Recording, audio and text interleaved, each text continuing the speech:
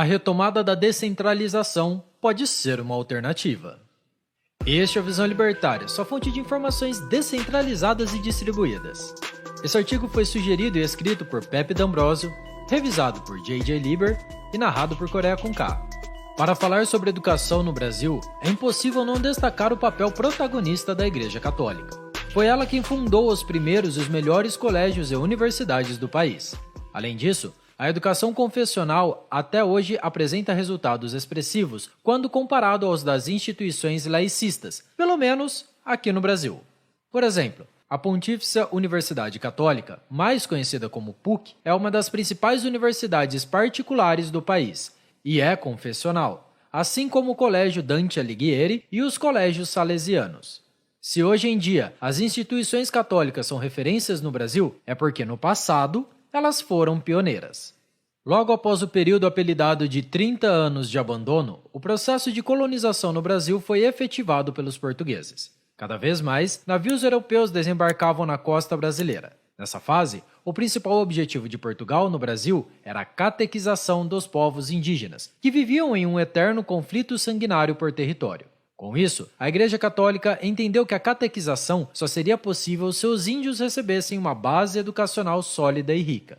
A partir daí, os missionários jesuítas, que arriscaram as suas vidas ao cruzar o oceano para chegar às Américas, dispuseram-se a realizar a tarefa de educar os indígenas como um ato de caridade.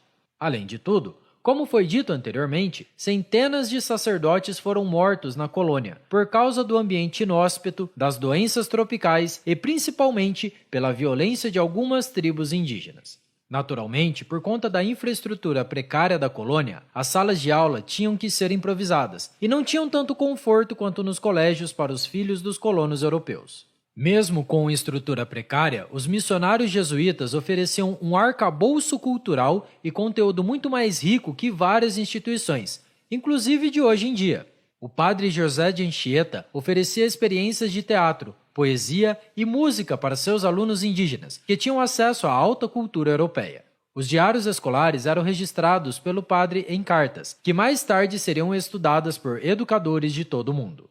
Por razões óbvias, os filhos dos colonos recebiam uma educação ainda mais profunda, com foco para as ciências humanas. A diretriz educacional seguida pelos jesuítas na época era o Ratio Studiorum, de 1599, que continha no seu plano o ensino da gramática média e superior, das ciências humanas, da retórica, da filosofia e da teologia.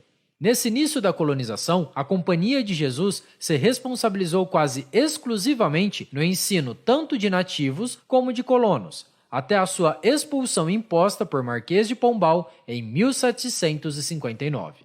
Ao todo, nos primeiros séculos da colônia, os jesuítas fundaram nada menos que 17 colégios e seminários, 36 missões e 25 residências. Com a expulsão da Companhia de Jesus, a educação brasileira tomou um viés laicista, elitista e centralizador, inspirados pelos ideais iluministas, que estavam em seu auge no velho continente. Inúmeras obras de arte e livros trazidos pelos jesuítas foram destruídos pelos portugueses a mando de Pombal. O que antes era feito de forma descentralizada pelos missionários, agora seria executado pelo aparelho estatal burocrático, conforme as reformas pombalinas. Devido à precariedade do ensino público, as aulas eram ministradas dentro das casas dos próprios professores. Assim, boa parte dos alunos não tinha acesso às aulas.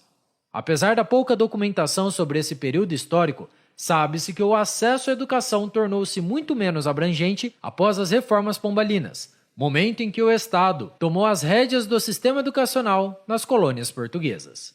No século seguinte, com a vinda da família real ao Brasil, desembarcaram no Rio de Janeiro cerca de 60 mil livros que fariam parte da magnífica Biblioteca Nacional, fundada em 1810. A partir daí, a educação no Brasil ganhou fôlego, mas nunca mais seria tão abrangente quanto na época da Companhia de Jesus. Agora, as instituições de ensino tinham como principal função preparar os jovens aristocratas para o serviço público. Inicialmente, apenas no Rio de Janeiro e na Bahia foram fundadas as primeiras instituições de ensino superior. Ainda assim, os mais ricos ainda iam à Europa para a formação universitária. O sistema de ensino no Brasil não teve grandes mudanças até a proclamação da República, quando o viés educacional se deteriorou gradativamente, tornando-se ainda mais utilitarista e humanamente pobre com o passar das décadas. A mudança do imaginário brasileiro também foi fortemente afetada, com a popularidade comercial do modernismo e a posterior chegada das rádios, que contribuiu para a precariedade da música comercial. Ao ouvir as músicas mais tocadas na rádio hoje em dia no Brasil, fica evidente a decadência vivida pela cultura brasileira da metade do século passado até hoje. Meio milênio após o descobrimento do Brasil, a educação do país ainda é terrível e até pouco tempo não apresentava nenhuma perspectiva de melhora. Atualmente, o Brasil coleciona resultados ridículos nos exames internacionais. Segundo o PISA, quase 70% dos jovens brasileiros sabem menos que o básico em matemática. Por outro lado, a Argentina conseguiu ter o pior resultado do continente, conseguindo ser pior que o Brasil no último ranqueamento. A média dos países da OCDE, em 2019, foi 487 pontos em leitura, 489 em matemática e 489 em ciências. Enquanto os alunos brasileiros pontuaram 413 em leitura, 384 em matemática e 404 em ciências. Tratando-se de ciências, os resultados do Brasil podem ser comparados a países como Peru, Bósnia e Herzegovina e Argentina, que ainda vive uma crise humanitária. Em leitura, o Brasil está no nível da Bulgária e Colômbia, enquanto, em matemática, o Brasil está no nível da Indonésia, ilha localizada entre o Sudeste Asiático e a Oceania. É inegável que a educação no Brasil é um fiasco, principalmente a pública. Seria isso o resultado de pouco investimento? Surpreendentemente, não. O Brasil é um dos países em que o governo mais gasta em educação no mundo. Segundo a Constituição do Brasil, no artigo 212, a União não pode aplicar menos de 18% dos recursos em educação e os estados 25%. Recentemente, até mesmo o diretor da OCDE afirmou que o Brasil investe mal em educação. Ele, que também é um dos criadores do PISA, acredita que os investimentos estão invertidos, uma vez que o Brasil investe 3 vezes menos em educação básica que outros países, enquanto que as verbas para as universidades são muito mais gordas, o que é, obviamente, uma situação insustentável.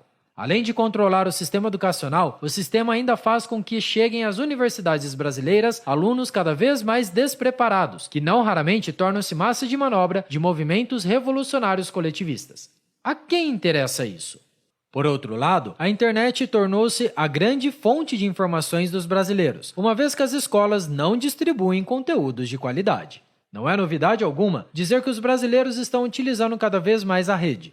O que se vê hoje em dia são pessoas que buscam conteúdos relevantes e até mesmo profissionalizantes. Os famosos arrasta para cima estão se tornando uma solução rápida, confortável e eficiente para preparar a população tanto academicamente quanto profissionalmente. Além disso, jovens também têm consumido serviços de assinatura de professores, não só para se preparar para o vestibular, mas também para suprir carências das suas próprias escolas. Professores como Marcelo Boário, Noussen e Ferreto Matemática tornaram-se fundamentais na vida de vários alunos brasileiros. Devido a essas demandas, muitos professores criaram serviços por assinatura com conteúdo mais aprofundado e têm salvado o ensino fundamental e médio de milhares de alunos brasileiros. Mesmo depois do período escolar, muitos adultos ainda buscam superar a defasagem que a educação ruim fez com que eles tivessem. Podemos destacar o Núcleo de Formação do Brasil Paralelo, que oferece ensino de várias disciplinas, tanto para as pessoas menos instruídas quanto para as mais intelectuais. Com o tranca-tudo do grande evento de 2020, milhares de brasileiros ficaram desempregados e sem perspectiva. No entanto, a internet foi uma solução para vários deles, que através de cursos online puderam desenvolver uma nova profissão e manter o seu sustento. Nas escolas, os alunos são obrigados por imposição estatal do MEC a aprenderem coisas como reprodução de plantas, história de civilizações antigas, tabela de solubilidade de substâncias químicas, números complexos e muitas outras coisas que não têm aplicação direta na vida cotidiana e que não servem para que o jovem consiga um emprego.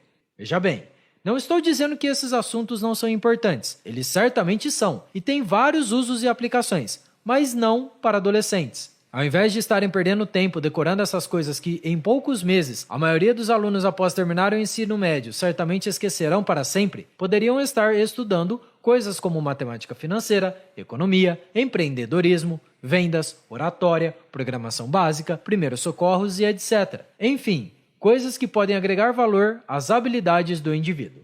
Só que o Estado, com a mania de sempre de querer ditar o que é melhor para os outros, empurra goela abaixo coisas sem utilidade para essas pessoas, o que por vezes causam até a evasão escolar. E novamente, por outras imposições estatais, os indivíduos que não concluem o ensino médio acabam com poucas possibilidades de trabalho formal. Felizmente, a internet trouxe um mundo novo e cheio de informações e possibilidades. Graças a isso, indivíduos de todas as faixas etárias estão podendo aprender as mais diversas habilidades e, consequentemente, melhorando de vida. Hoje, já é muito comum ver pessoas começando sua própria empresa, a partir do conhecimento que adquiriu de cursos online. Os ramos desses novos empreendedores são os mais variados. Vão desde vender brigadeiros a construir prédios de apartamentos kitnet. O sistema educacional brasileiro é insuportavelmente centralizado. E por isso, as pessoas devem se virar de qualquer forma para terem uma formação adequada. Se até mesmo os professores os supostamente intelectuais são, em média, totalmente despreparados e desincentivados, o que dizer de seus alunos? A revolução que a internet proporciona à vida das pessoas é apenas mais um exemplo da eficiência de uma simples descentralização, que contribui financeiramente na vida dos melhores professores e intelectualmente na vida dos alunos mais preocupados. Obviamente, isso não é suficiente para atender uma massa de 200 milhões de brasileiros, mas pode ser uma luz no fim do túnel para muitas pessoas. O Estado não serve para nada. A liberdade e a descentralização são a solução. Obrigado pela sua audiência. Se você gostou desse vídeo, clique no ícone de curtir abaixo e compartilhe em sua rede social. Se deseja ser notificado de outros vídeos, inscreva-se no canal e depois clique no ícone da campainha. Até a próxima!